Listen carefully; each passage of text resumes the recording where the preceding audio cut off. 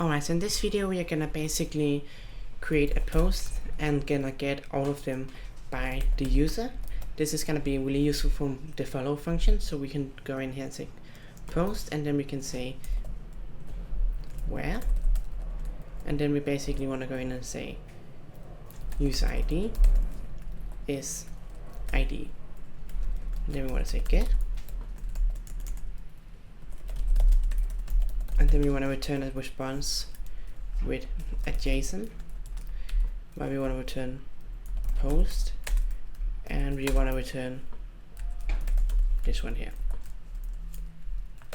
And that's actually all for this video, so see you in the next video where we are gonna create the opportunity to create a new post.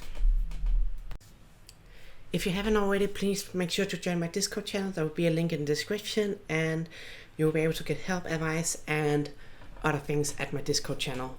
You can join it for free now.